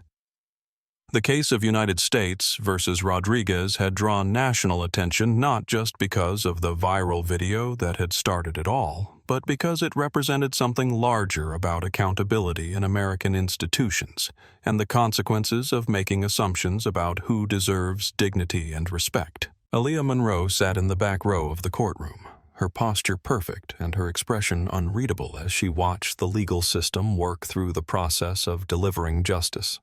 She was no longer wearing the charcoal hoodie and leggings that had caused so much trouble on Flight 447. Today she wore a tailored navy suit that clearly indicated her executive status. But her presence in the courtroom served as a constant reminder of how appearances could deceive and how power could shift with shocking speed. The courtroom was packed with reporters, civil rights activists, and ordinary citizens who had followed the case through months of legal proceedings and media coverage. The story had evolved far beyond a simple airline incident into a broader conversation about discrimination, institutional bias, and the way that assumptions about race and class continued to shape interactions in American society. Officer Michael Rodriguez sat at the defendant's table looking nothing like the confident authority figure who had dragged Aaliyah off Flight 447. Without his uniform, without his badge and weapons belt, without the institutional authority that had given him the confidence to use violence against a seated passenger, he appeared smaller and more vulnerable. His lawyer, a public defender who had been assigned the case after Rodriguez's police union declined to fund his defense, looked like someone who knew he was fighting a battle he couldn't win. The prosecution had been led by District Attorney Rebecca Reynolds, a sharp attorney who had built her career on civil rights cases and had recognized the Rodriguez trial as an opportunity to send a message about police accountability. Her closing argument had been methodical and devastating, walking the jury through video evidence, witness testimony, and expert analysis that painted a clear picture of excessive force and civil rights violations. "Ladies and gentlemen of the jury," Reynolds had said during her final statement, pacing in front of the jury box with the confidence of someone who knew the evidence was on her side. Officer Rodriguez didn't make a split-second decision in a dangerous situation. He looked at a woman sitting peacefully in an airplane seat, and he decided that her race and appearance meant she didn't deserve the same rights as other passengers. He used violence not because she was threatening anyone, but because he assumed she was powerless to fight back. Reynolds had paused looking directly at the jury members as she delivered her most important point. He was wrong about that assumption, and that's why we're here today. But imagine how many other people Officer Rodriguez has treated the same way, people who didn't have the resources or connections to hold him accountable. This trial isn't just about Aaliyah Monroe. It's about every person who has ever been judged by their appearance rather than their actions. The jury had deliberated for less than 4 hours before returning with their verdict. When the foreman stood to read their decision, the courtroom fell silent, except for the soft hum of air conditioning and the occasional sound of someone shifting in their seat. On the count of aggravated assault under color of law, we find the defendant guilty. On the count of deprivation of civil rights under federal statute, we find the defendant guilty. The words hit Rodriguez like physical blows. His shoulders sagged and he put his head in his hands as the reality of his situation became clear. Judge Margaret Washington, a veteran of civil rights cases who had seen too many instances of police officers escaping consequences for their actions, sentenced Rodriguez to 5 years in federal prison and the permanent loss of his law enforcement pension. As the bailiff moved to place Rodriguez in handcuffs, Aaliyah watched him undergo the same process she had experienced, the instruction to stand the clicking of metal restraints around wrists, the loss of freedom and dignity that came with being processed through the criminal justice system. She felt no satisfaction in his humiliation, only a quiet acknowledgement that accountability had finally been served. "It's over," Preston whispered to her as they prepared to leave the courthouse. "For him, yes," Aaliyah replied, standing and smoothing her suit jacket. "But the systems that created him, the assumptions that guided his actions, the institutional biases that made this incident possible, those are still there. This is just one case, one officer, one moment of accountability in a much larger pattern." They walked out of the courthouse into a swarm of reporters and cameras. But Aaliyah didn't stop to give interviews.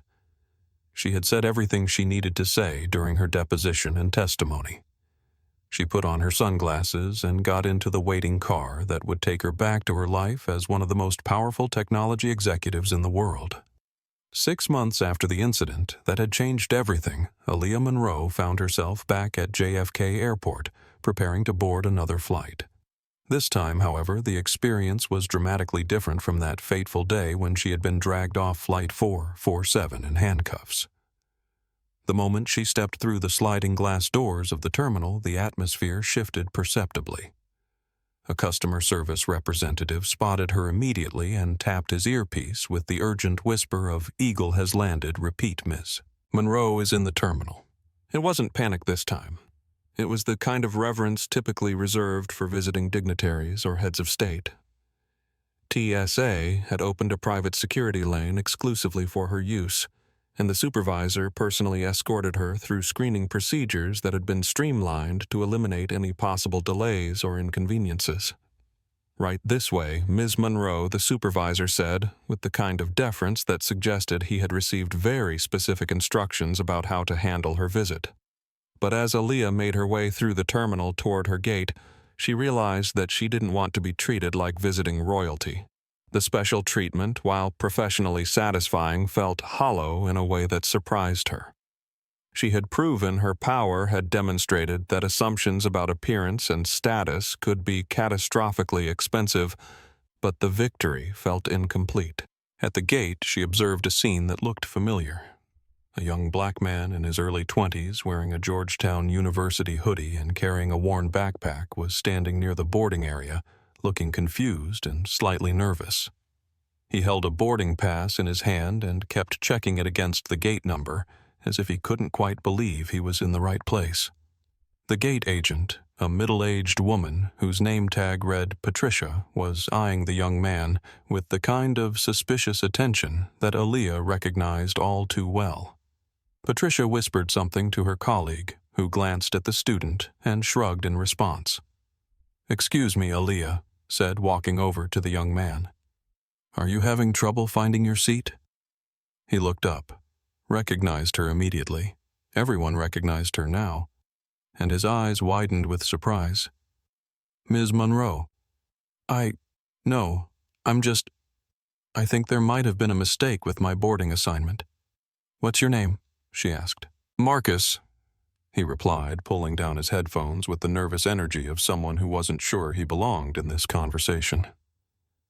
"Marcus Johnson. I'm heading back to D.C. for finals week at Georgetown."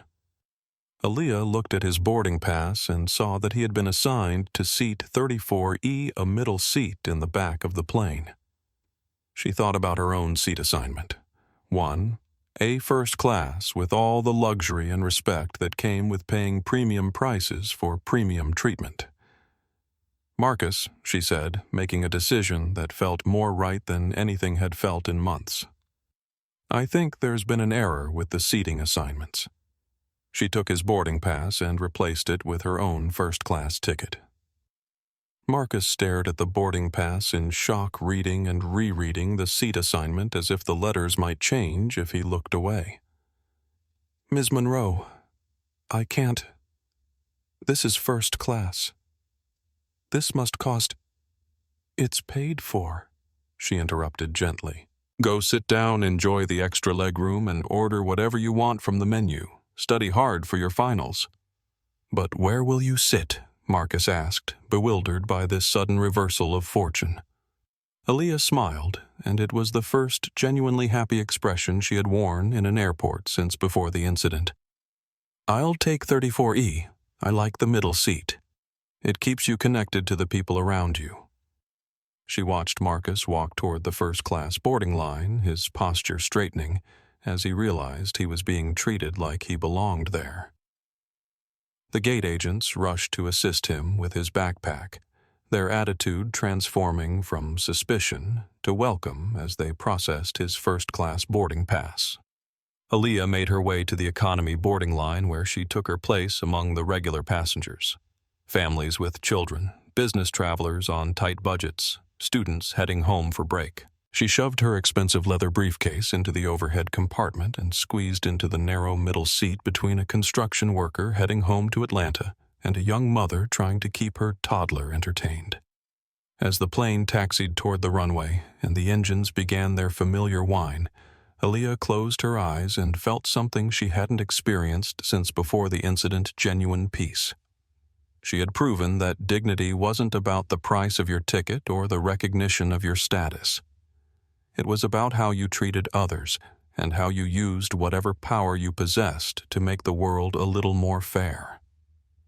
The changes that rippled out from Aaliyah Monroe's $4 billion lesson extended far beyond a single airline's operational procedures. Within 6 months of the incident, the Federal Aviation Administration had implemented the Passenger Dignity Protocol, a comprehensive set of guidelines that required airlines to document and justify any decision to remove seated passengers from aircraft.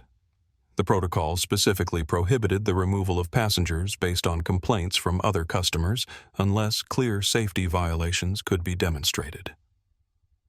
3 major airlines had voluntarily adopted unconscious bias training for their entire customer-facing workforce, and flight attendant unions had negotiated new contracts that protected crew members from retaliation if they refused to participate in discriminatory passenger treatment. The incident had sparked a broader conversation about how service industries made assumptions about customers based on appearance, and corporate training programs across multiple sectors had been revised to address these institutional blind spots. Aaliyah received a handwritten letter 6 months after the trial, written in careful script on personal stationery. It was from Jessica Wright, the flight attendant who had started the entire confrontation with her condescending assumptions about who belonged in first class. "Dear Ms. Monroe," the letter began, "I know that no apology can undo what I did to you, but I want you to know that I have spent every day since then trying to understand how I became the kind of person who could treat another human being the way I treated you. I have enrolled in cultural sensitivity training. I have volunteered with civil rights organizations, and I have tried to examine the assumptions and prejudices that guided my actions that day. I don't expect forgiveness, but I wanted you to know that your dignity in the face of my cruelty taught me something about who I want to be versus who I was." Trevor Blackwell had declared personal bankruptcy, his hedge fund had dissolved, and his reputation in financial circles had been destroyed so completely that he had been forced to take a job as a sales associate at a musical instrument store in Queens. The irony was not lost on industry observers that a man whose demand for extra legroom for his cello had led to the most expensive customer service incident in aviation history. But perhaps the most meaningful change was personal, rather than institutional. Aaliyah's shoulder still ached on rainy days, a permanent reminder of the violence she had endured, but she no longer felt the anger that had consumed her in the immediate aftermath of the incident. She had proven that power could be used for justice, that assumptions about who mattered could be expensive mistakes, and that dignity was something that belonged to everyone regardless of how they looked or where they sat on an airplane. Standing in her corner office overlooking Manhattan, watching planes take off from LaGuardia Airport in the distance, Aaliyah Monroe reflected on the lesson she had taught the world. True power isn't about the suit you wear or the seat you can afford. It's about how you respond when the world tries to tell you that you don't matter. And sometimes the most powerful response is to show them exactly how much you do. the aviation industry had learned a $4 billion lesson about the cost of assumptions. Aaliyah Monroe had reminded them that in a world where technology could ground entire fleets with a keystroke, respect wasn't just good customer service. It was good business. This story reminds us that dignity isn't an upgrade you can purchase with miles or status. It's something every person deserves simply by being human. Aaliyah Monroe didn't just win a legal battle. She changed an entire industry's understanding of who deserves respect and why. Her story shows us that sometimes the most powerful response to injustice isn't anger or violence, but the quiet demonstration of exactly who holds the real power. If this story of ultimate accountability resonated with you, please like this video. It really helps our channel reach more people who need to hear these messages. Share it with someone who needs a reminder that their dignity matters regardless of what others might assume about them. And don't forget to subscribe to our channel for more stories about justice, courage, and the power of standing up for what's right. Let us know in the comments. What would you have done in Aaliyah's situation? Thanks for watching.